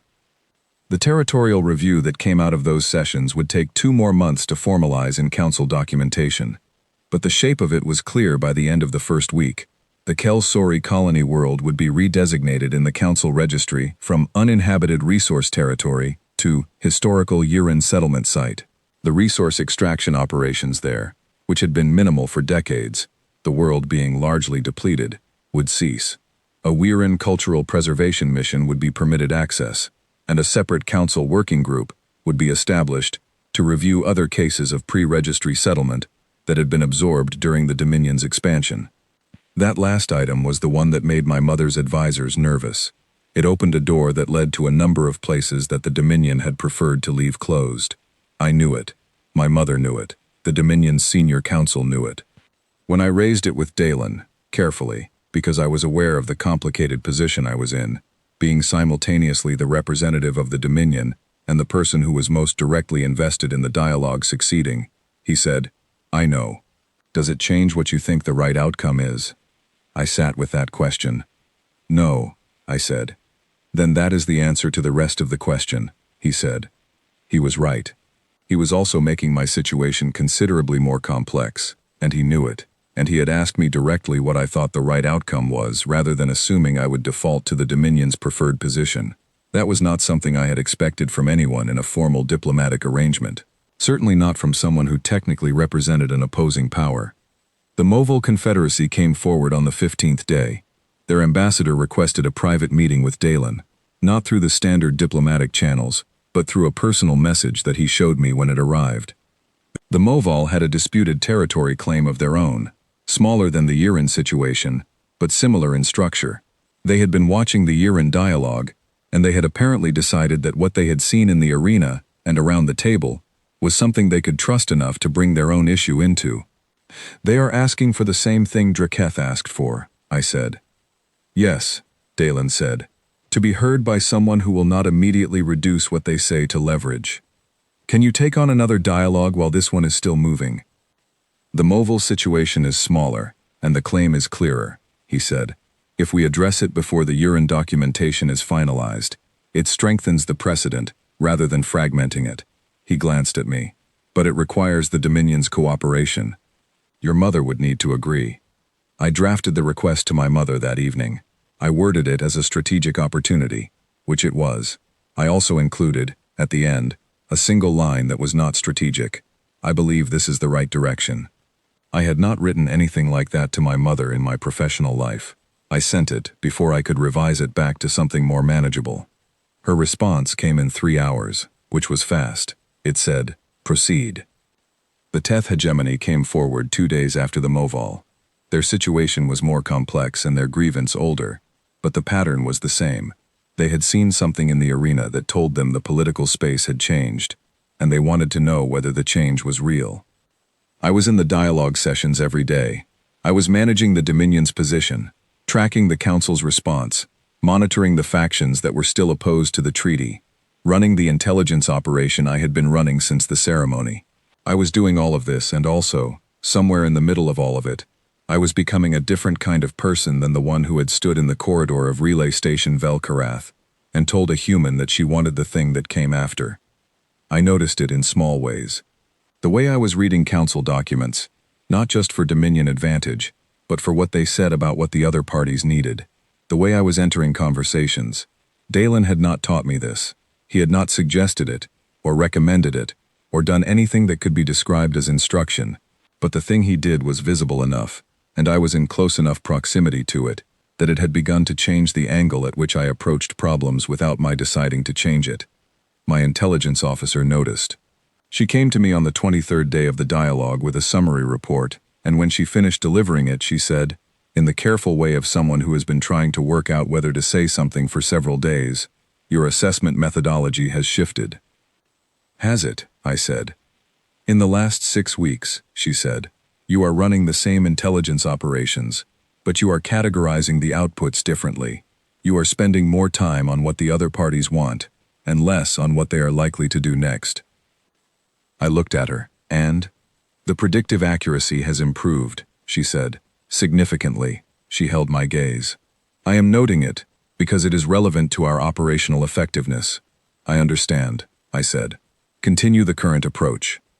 She nodded and left, and I sat for a moment with the information that understanding what people actually wanted had turned out to be a better predictive model than analyzing what they were likely to do, which was the thing Dalen had said, in different words, about the Uran, on the day I first went to him with my research, and which I had understood intellectually then, and was only understanding completely now. The Council's 7-faction coalition, the one that had been working against the treaty since the early days, was very quiet. I had been tracking it throughout, and the quiet was more alarming than noise would have been. Quiet from a hostile faction means they are planning, and planning takes time, and the time between when a plan is set and when it moves is when it is most dangerous. I knew 3 of the factions had splintered. 2 of their key figures were under investigation by their own governments, following the release of certain intelligence documentation that had found its way to those governments through channels that were technically independent and practically very deliberate. 3 others had shifted position after the year-end dialogue began, not to support, but to neutrality, which under the circumstances was an acceptable outcome. That left 4 still aligned, and the communication patterns I was reading in their transmissions told me they were moving towards something. I did not know what yet. I had fragments, increased encrypted traffic, personnel movements, a resource transfer logged through a third-party shipping company that was being used as a shell in a way I could prove but had not yet moved on. I told Dalen about it on the 25th evening. We were in the common space, which had become genuinely comfortable in a way that I had stopped pretending to be neutral about somewhere around the 3rd week of the dialogue. He listened, asked precise questions, and then said, "The resource transfer, what is the destination?" "Not the destination," I said. "The timing. It is time to arrive at a transition point in the Council's review process, when the territorial documentation is in the final approval stage, and a destabilization event would cause maximum delay." He looked at me. "A destabilization event. I do not know the form yet," I said. "But the timing is too specific to be coincidence."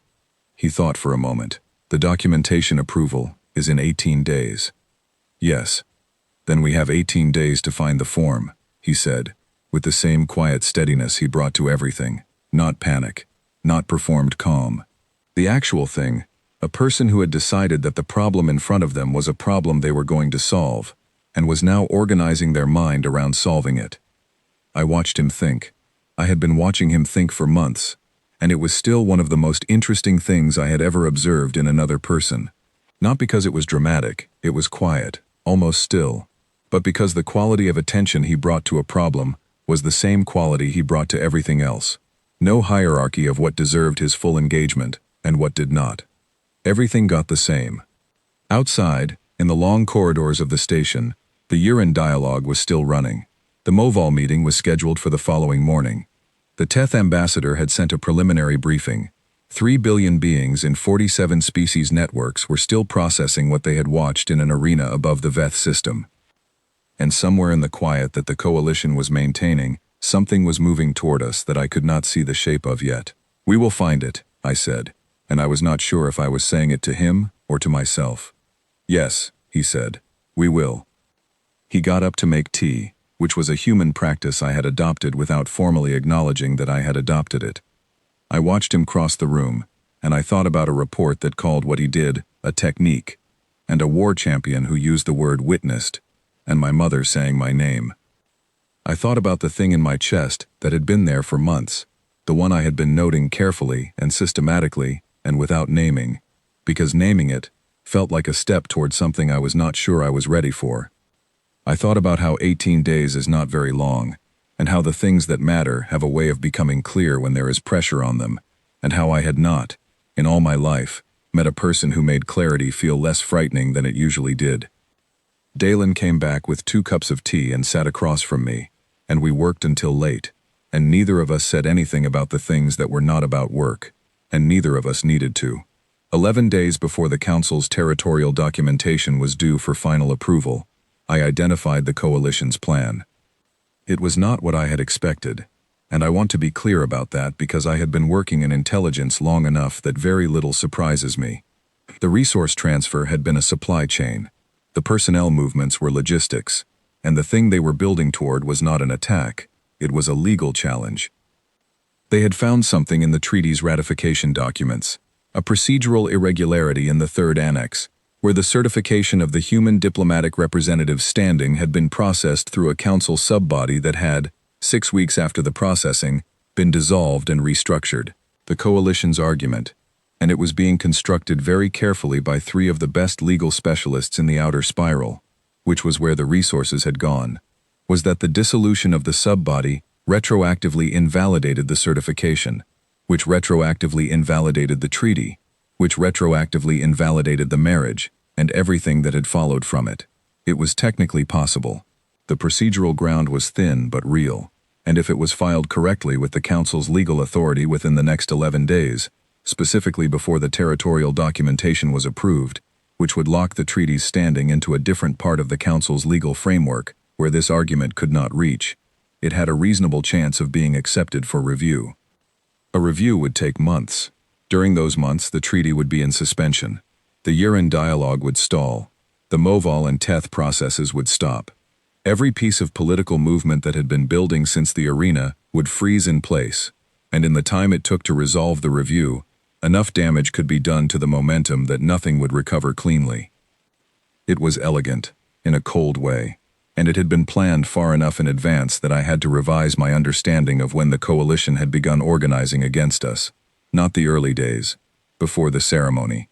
They had been building this case before the arrangement was finalized, which meant someone with access to the treaty's drafting process had been feeding them information. I had a list of 4 possible sources by the end of the analysis. I would narrow it down later. The immediate problem was the filing timeline. I brought everything to Dalen at the end of the day. I laid it out the way I always laid things out for him, precisely, without excess framing, because he did not need the excess and it wasted time. He listened, asked 2 questions, and was quiet for a moment. "The procedural irregularity," he said. "Is it real?" "Yes," I said. "The subbody was dissolved. The certification was processed by them. The coalition's legal team is not inventing the ground. They are standing on it accurately." "Then we cannot argue that the ground does not exist," he said. "No," I said. "We need to make the argument irrelevant instead." He looked at me. "How?" "The territorial documentation," I said. "If it is approved before the challenge is filed, it creates a separate legal anchor for the treaty's standing that is independent of the certification question. The coalition knows this, which is why the timeline matters, but there is another option." I paused.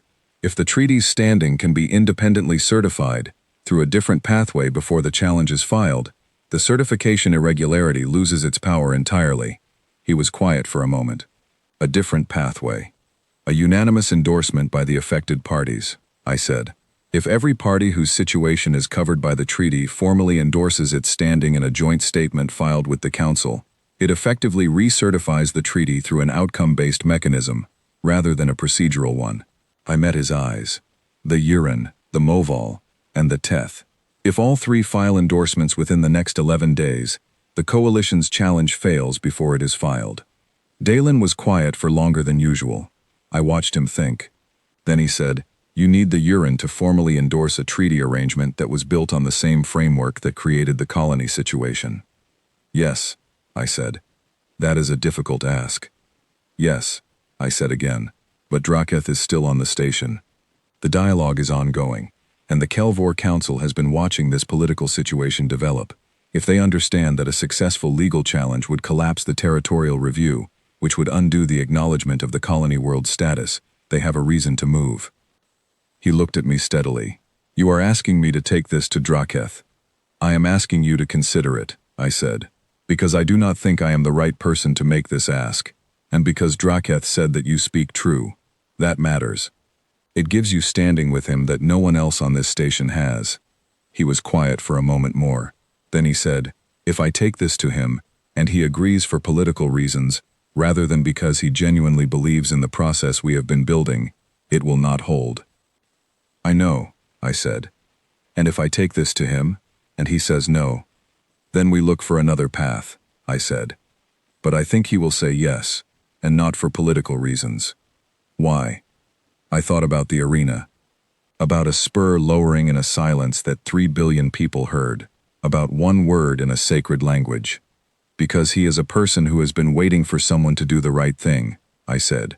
"And the right thing is not to protect the treaty as a political document. The right thing is to protect the process it represents. He understands the difference." I looked at Dalen. "So do you. That is why he trusts you." Dalen went to find Draketh the next morning. I did not go with him. He asked me not to. Not for reasons of exclusion, but for reasons of accuracy. Two people making this ask changes the nature of the ask, and the nature of this particular ask needed to be exactly what it was.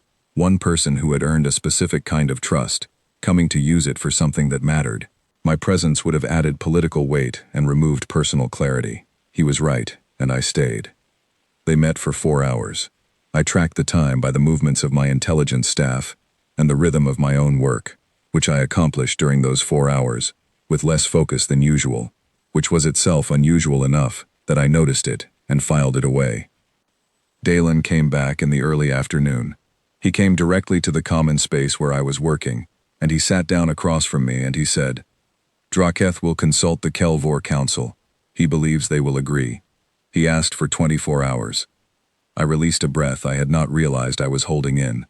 "What did you say to him?" "The truth," Dalen said. "All of it.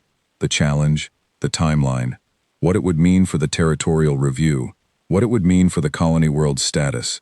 I told him exactly what was at stake, and exactly what I was asking, and why."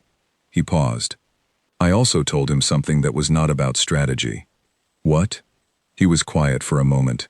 I told him that the galaxy watched him lower his arm in that arena, and they are still talking about it.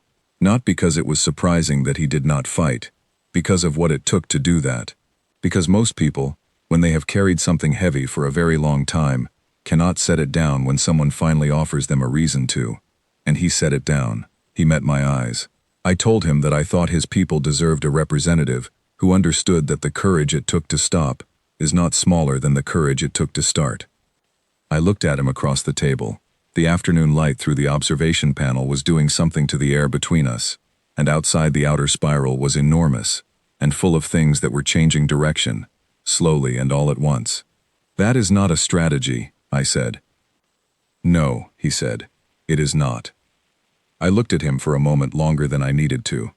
Then I picked up my tablet and went back to work, and he went back to his, and neither of us said what was in the room between us, because there was still too much to do before we could afford to say it. Draketh's response came in 19 hours. The Kelvor Council had agreed, not to the endorsement yet, That required formal process, but to begin the process immediately, which given the timeline was effectively the agreement. The Moval ambassador was simpler. He had been watching the Uran situation closely, and had already spoken to his home council twice. His endorsement took 6 hours to secure. The Teth took 3 days. Their situation was more complex, and their governing body had more internal disagreement to manage. But they came through, and when their formal endorsement was filed with the council, all 3 were on record before the coalition's legal challenge was completed. The challenge was filed on day 10. It was filed correctly, and the procedural ground was exactly as real as I had assessed. It was also dead on arrival, because the 3-party joint endorsement had been logged 2 days earlier, and the legal pathway it created was cleaner and more recent than the certification question by a significant margin. The Council's legal authority reviewed the challenge in 48 hours and dismissed it. The coalition's response was silence, the kind of silence that meant they were out of moves and they knew it. I received reports over the following days of significant political reshuffling within several of the coalition's member governments. 2 of the key figures resigned. One was recalled by their government for what was described publicly as a review of diplomatic priorities. The intelligence source I had been trying to identify, the one who had fed the coalition information from the treaty drafting process, was identified on the 4th day after the dismissal, and the identification was not mine. Dalen handed me the name on a data slip as we passed in the corridor one morning, with no explanation, and when I looked at him he just said, "Timing channel. Same technique as the early transmissions." I stared at him for a moment. "You broke it." "It took a while," he said, and kept walking. I stood in the corridor with the data slip, and I thought about a man who had been breaking timing channels, and reading sacred dialects, and studying colony records, and watching ventilation grates, and all of this whole time, completely without fanfare, in the spaces between everything else he was doing. The territorial documentation was approved on schedule. My mother called that evening. Her call was 20 seconds long. She said, "The council vote passed unanimously on the territorial review establishment. The Dominion's delegation voted in favor." She paused.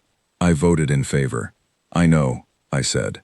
"The advisors were divided," she said. "I know," I said again. She was quiet for a moment. Was it the right choice? It was the first time my mother had ever asked me whether something she had done was right, in my entire life. I understood the weight of it, and I did not make the mistake of treating it lightly. "Yes," I said. "It was the right choice." She ended the call. I sat with the quiet for a while. The station was calmer than it had been in months, not silent, but the particular calm of a place where the pressure has shifted, and the direction of things has been settled, at least for now. The Uran dialogue team was wrapping their working documents. The Moval ambassador had sent a personal note that was warmer in tone than anything his government's official communications had managed. Somewhere in the outer corridors, I could hear 2 of my intelligence staff talking about something that made them laugh. I went to find Dalen. He was in the observation corridor, the one with the long panels, the one he walked in the mornings and sometimes in the evenings when something needed settling in him. He was not walking. He was standing at one of the panels, looking at the stars, hands in his pockets, completely still. I stood beside him. I did not say anything for a while, and he did not say anything, and we looked at the stars together in the specific companionable quiet that we had built between us over months of working in the same space and eating at the same small table and talking until the station's lights cycled past the point when either of us should have still been awake. "The documentation passed," I said. "I know," he said. "Clara sent me the vote confirmation."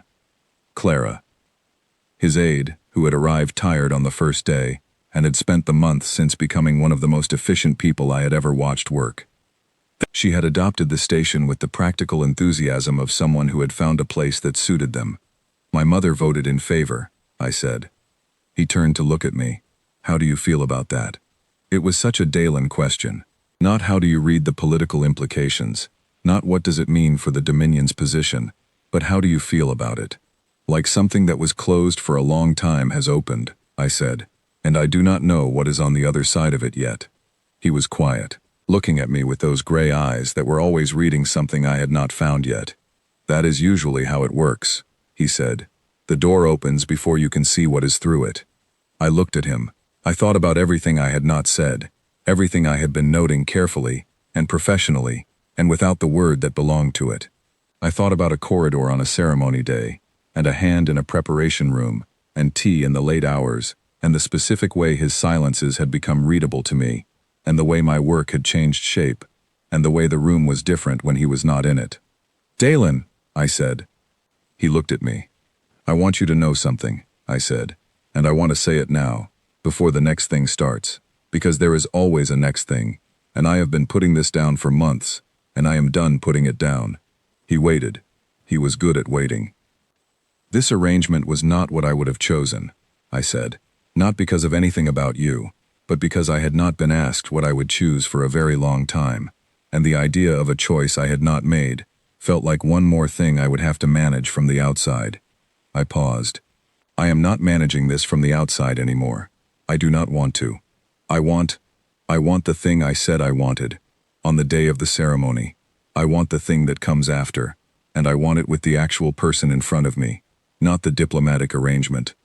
He was completely still, looking at me with his full attention, which was the most complete and real attention I had ever been given by anyone, and I had grown up around political masters of appearing attentive. He said, "I have wanted that for a long time." I looked at him. "How long?" He thought about it. "Since the corridor," he said. "The first day. You came to me before the protocol because you wanted to see me without the performance.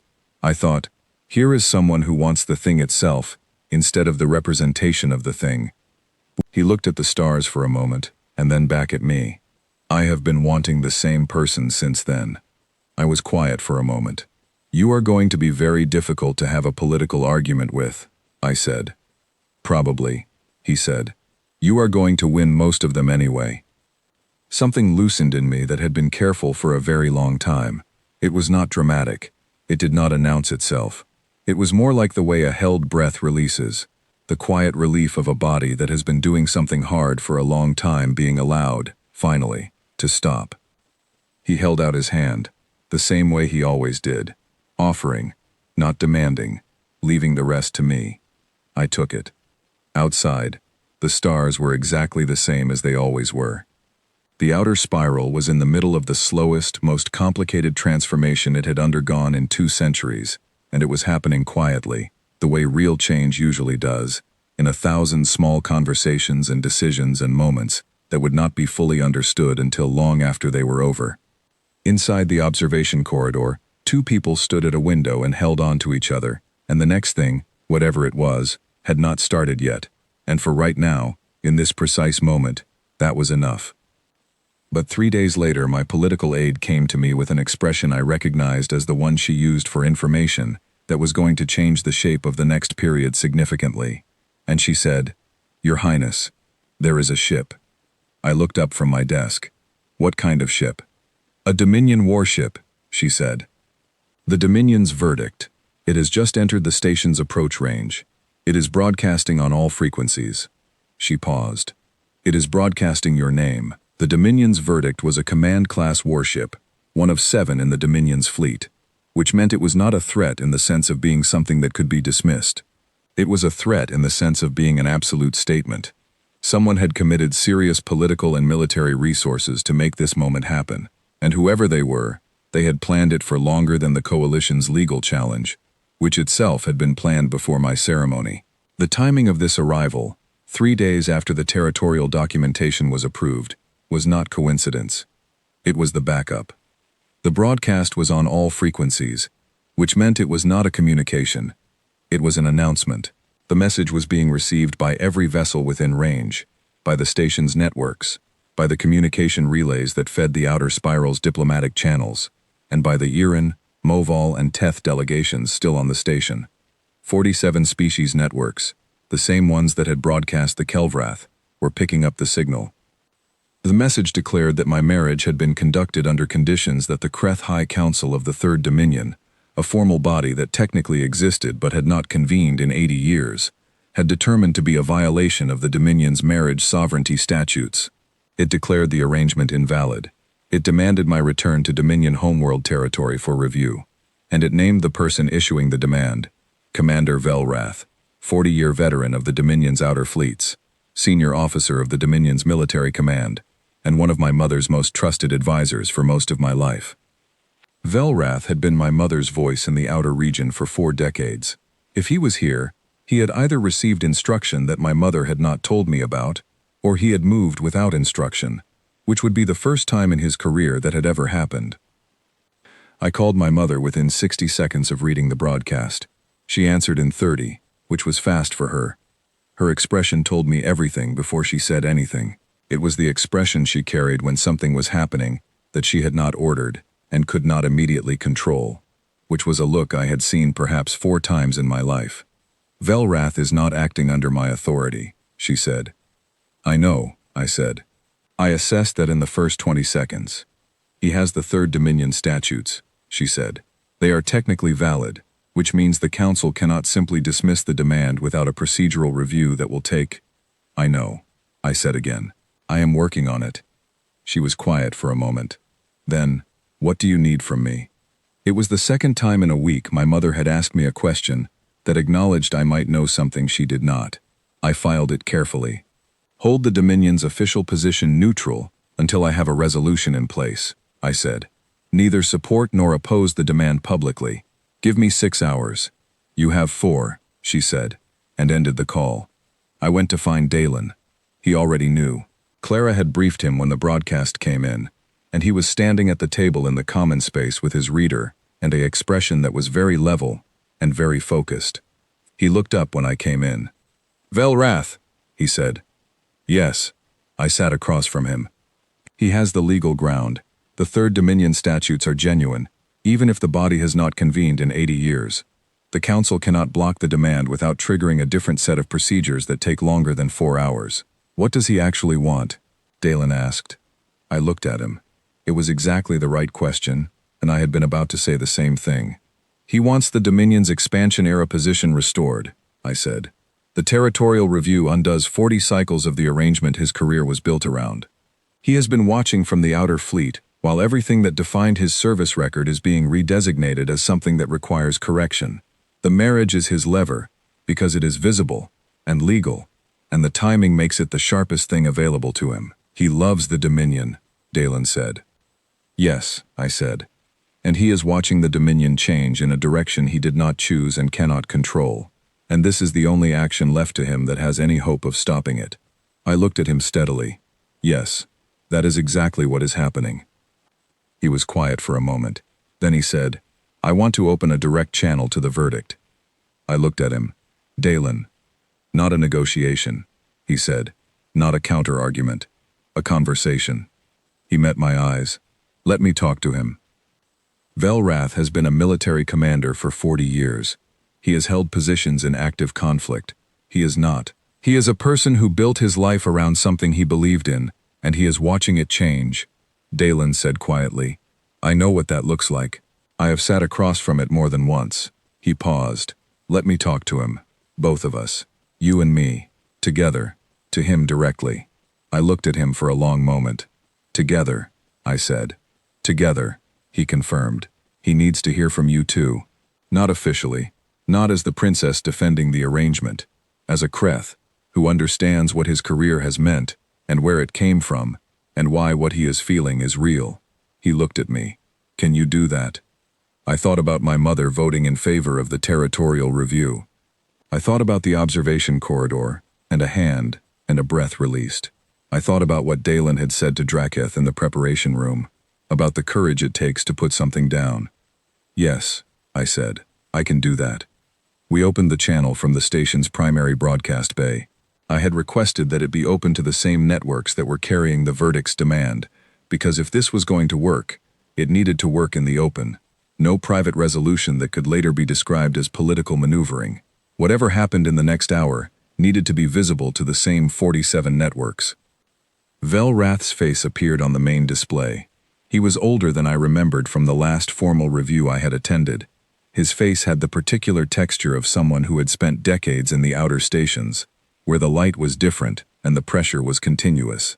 His uniform was immaculate. His expression was the expression of someone who has committed to a position and is not allowing themselves to reconsider it, which in my experience is a very specific kind of look, and it almost always means the reconsideration is already happening underneath. He looked at Dalen first, then at me. I spoke first, because this needed to begin with me. Commander Velrath, I said, I know why you are here. I know what you are protecting. And I want you to know that I understand what it has cost you to bring this ship into this range and make this demand. He was quiet. His expression did not change, but the particular stillness of someone who is listening arrived in him. You have served the Dominion for 40 cycles, I said. You have held the outer perimeter through 3 major territorial challenges. You trained under my mother, and you have been her most trusted voice in this region for the entirety of my memory. Everything you have built has been in service of a dominion that stood for something specific, a particular kind of strength, a particular kind of order, and what has happened in the last months has been changing that thing. I paused. I am not going to tell you that your grief about that change is wrong. It is not wrong. The thing you are grieving was real, and it mattered, and the people who built it, including you, deserve to have that acknowledged. He was very still. His jaw had shifted slightly, the way a face shifts when something has been said that is more accurate than expected. I kept going. I am also going to tell you what I have understood, over the last months, about where the Dominion's strength has always actually come from. Not from holding our borders exactly where they are, not from preventing change, from being honest enough to acknowledge when something we have done has created a wound in someone else, and strong enough to address it rather than defend it. I held his gaze through the display. The Dominion does not become less by doing that. It becomes what it has always been capable of being, and that is what I have been building here. He did not respond immediately. I let the silence be what it was. Then Dalen spoke. He spoke in high creth, formal register, the one used in Dominion military tradition, which I had not heard anyone outside the Dominion use correctly in my life. Velrath's stillness shifted, very slightly, but I knew what to look for. Commander, Dalen said, I want to tell you something that is not about the demand or the statutes or the political situation. I want to tell you what I have seen, in the last months, in the person across from me. He paused. You trained under Velora. You know what a creth of genuine quality looks like.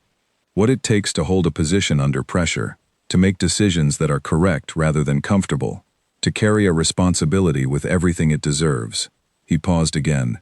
I am telling you that she has done that, every day, in every decision she has made in this process, not for the human side of the arrangement, not for the treaty's political benefit, because she assessed it as the right direction, and she followed the assessment even when it was harder than the alternatives. He met Velrath's eyes through the display. The Dominion that produced that is not the Dominion that needs to be protected by reversing what she has built. It is the Dominion that built her.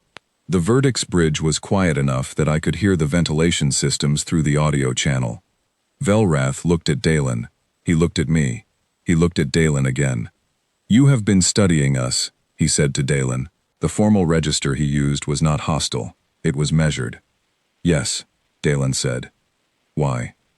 Because I was going to be part of this, Dalen said simply. And I wanted to understand what I was becoming part of. Not just the politics. The people. Velrath was quiet for a long time. I let him be. Dalen let him be. Outside the observation panels behind the display, the outer spiral was enormous and very old, and it was still, in this moment, balanced between directions. Velrath said, the Dominion's verdict will stand down from broadcast position. He said it in high creth, formal register, with the weight of someone choosing a thing rather than surrendering to it. I will request a formal dialogue regarding the Third Dominion convening, through appropriate channels. I welcome it, I said. He looked at me for a moment. Something in his expression had the quality of things that have been carried for a long time, settling into a different arrangement. It was not softness. It was the specific dignity of a person who has made a choice they can live with. Your Highness, he said. He inclined his head. Then the channel closed. The verdict's broadcast ceased. The all-frequency demand went silent. In the networks across 47 species, 300 communication analysts simultaneously began writing their assessments of what had just happened, and I could already predict that at least half of them would miss the most important part of it. Dalen and I stood in the broadcast bay for a moment, after the display went dark. Around us, the technical staff were carefully attending to their stations, and carefully not looking at us. "Hi, Kreth," I said to him. "Formal register." "You've been teaching me," he said, without calling it that. I thought about the small corrections I had made, across months, to his Kreth vocabulary, when he used a word that was technically accurate, but not quite right for the context. I had done it the same way I do everything, precisely and without excess explanation. I had not thought of it as teaching, I had thought of it as accuracy. "I was teaching you," I said. "I know," he said. "I appreciated it." We walked back to our quarters through the station's corridors, which were very quiet now in the specific way of a place that has been holding its breath and has just let it go. Two of my intelligence staff passed us in the outer corridor, and the senior of them gave me a look that meant many things, and which I answered with a single nod. In the common space, I sat down, and Dalen sat across from me, and for a moment neither of us said anything, and the silence was the comfortable kind, the kind that does not need to be filled. "What happens now?" I asked. Not operationally, not politically, the actual question. "Velrath will request the dialogue," Dalen said. "The Third Dominion convening will be addressed through council process. The territorial review continues. The Moval and Teth processes continue." He looked at me. "The galaxy keeps moving." "And us?" I said. He was quiet for a moment. "What do you want?" he asked. It was the same question he had asked in the observation corridor on the night the coalition threat was identified. "How do you feel about it? What do you want? Not what is optimal, not what is strategic, but what do you actually want?" I had spent my entire life in a system where what I wanted was either irrelevant or managed into alignment with what was needed. I had built the habit of not wanting things directly, of approaching desire at an angle, of translating it into action plans before I allowed myself to feel it fully. Sitting across from a man who kept asking me what I wanted, I had been slowly losing that habit, and I was not sorry to lose it. "I want to learn the thing you do," I said. "Not as a technique, the actual thing, the practice of sitting inside the worst situation and staying present enough to find what is real in it." I looked at him. "I have been doing it already, I think, in pieces. I want to understand it completely." "You have been doing it completely for months," he said. "You just have not been calling it that." "And what else?" he asked. I looked at him across the small table, where we had eaten hundreds of meals and worked through hundreds of problems and talked until the station's lights cycled past the point of sense. "I want this to be what it is," I said. "Not the arrangement, the actual thing." He reached across the table, the same way he always reached, offering, waiting, leaving it to me. I took his hand. "I want to tell you what the galaxy said about what happened on Relay Station Velkarath, because the galaxy had opinions, and most of them were wrong in the same direction. The xenopsychologists called it a methodology. The Council's communication division called it a breakthrough in diplomatic technique. The military analysts from 12 species published papers on what they called the Marsh model of conflict engagement. 3 academic institutions offered Dalen honorary appointments.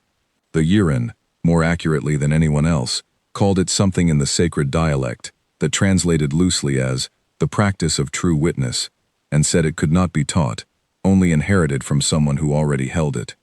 They were closest to right, but still not quite there.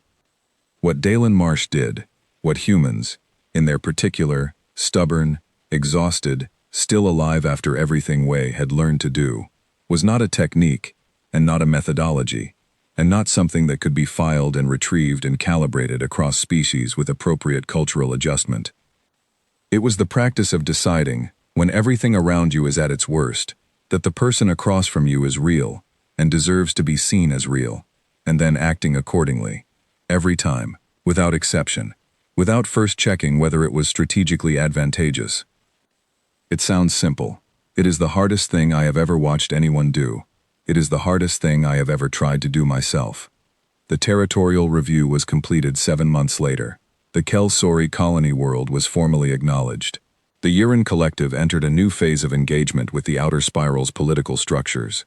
Tentative and slow, and still fragile in places, the way real things are when they are new. The Moval situation was resolved. The Teth process moved forward. The coalition that had tried to undo everything dissolved, Not with drama, but with the quiet attrition of factions that have run out of viable direction. Velrath requested his formal dialogue. It ran for 2 months. At the end of it, he did not become someone who agreed with everything that had changed. He became someone who understood it well enough to engage with it honestly, which was not the same thing but was considerably more durable. My mother voted in favor of the Territorial Review's final documentation. She called me afterward with a call that lasted 45 seconds, and was the warmest conversation we had ever had. Clara, Dalen's aide, took a position with the station's permanent diplomatic staff. She was very good at it. I had expected this. Draketh returned to Uran territory carrying something that his people had been waiting 200 years to receive. The formal acknowledgement by the Galactic Council that what had been taken from them was real. He sent a communication to the station 3 months later. It was addressed to both of us. It was in the old sacred dialect, and it closed with a phrase that translated as, "May you find the thing you reached for." Dalen read it, and was quiet for a while, with the specific quiet of someone moved by something they had hoped for, but not counted on. I sat beside him and let the quiet be what it was. Outside the observation panels, the stars were the same stars they had always been, and the galaxy was old and complicated, and full of wounds that had been called other things for so long that most of them had forgotten their own names. And here, in this station, in this corridor, in the particular light that came through the panels at this angle, on this kind of day, 2 people were learning, slowly and together, and without any guarantee of how it would go, what it meant to stay present in the real thing, rather than the performance of it. I am Vel Sora, of the Kreth Dominion. I was raised to understand power as a blade. I was raised to move at the right time, with decisive force and certainty, and the knowledge that I had planned 17 steps further than everyone else in the room. I still do all of that. I do it better than I did before, because the things I learned in the months of this story made me more precise, not less. The intelligence work is sharper. The assessments are more accurate. The predictions hold longer, because I am reading what people actually want, instead of only what they are likely to do. But underneath all of that, underneath the work and the strategy and the careful craft of my profession, something has changed that cannot be put back. I used to believe that the most powerful thing in the galaxy was certainty, the kind that comes from being further ahead than everyone else, from having eliminated enough variables to make the outcome feel inevitable. I know now that the most powerful thing in the galaxy is something quieter than that, something that does not announce itself, something that walks into the worst situation, without armor, and without retreat, and finds, in the person across from it, the real thing, underneath the thing, that looks like the ending. It cannot be filed, it cannot be calibrated, it cannot be taught in a curriculum, or extracted from a classified program, and distributed to people who did not already have the roots of it.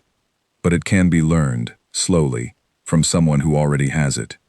And it can be carried forward, in the way that real things are carried, not as data, not as technique, but as something you become, by choosing, again and again, to stay present in what is actually true. The galaxy called what Dalen did a power. They were not wrong.